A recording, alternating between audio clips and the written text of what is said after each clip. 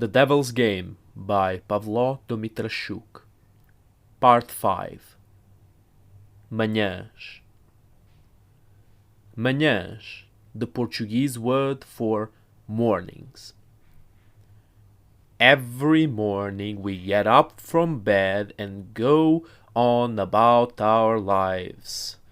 We awaken from the peaceful slumber to dive in the everyday hypocrisy, in the disgust of having to cope with the flaws of the world, and worst of all, with our own flaws. A man with a smile forced by safety pins is diving in a bathtub full of black leeches, with their mouths open and preparing for the meal. His eyes are empty, with a bleak feeling of sorrow and despair slipping into a dead man's. The eyes of a man who felt so much pain that he no longer feels anything, and only watches his body wither away with a slight hint of discomfort. The needles and the smile are the act we must pull all the time to keep smiling and playing nice despite our disgust for the surroundings. Like a good dog licking the boot that just kicked him so that he'll have his meal. And so that with his meal he will be able to survive a little longer. Survive. It really is very different to living. The leeches, the slow degradation that this hypocrisy brings to the hypocrite. A person can only lie petty and useless lies without feeling remorse if he or she is stupid or truly devoid of conscience and personality.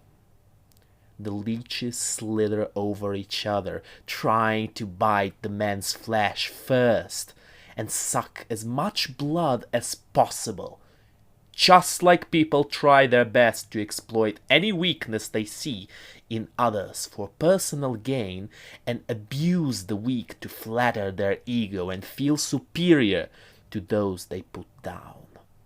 A power trip is what we usually call that. All in order to survive. Again, this word, survive. But a person doesn't need to have an actual position of power above somebody else to go on a power trip. Having more spunk, social skills, or simply more aggressiveness than another is more than enough to show yourself off as better than him. And all that you need for that is a desire to feel superior. A hollow desire, yes, but unfortunately, people usually only notice they've been abusing someone when their throne is threatened. As a saying in Ukraine goes, so long as the thunder won't roar, the man won't pray. Unless the punishment is near, the wicked won't stop their actions. Pay attention. Don't abuse others for shallow pleasure, and most importantly of all, don't let yourself be abused.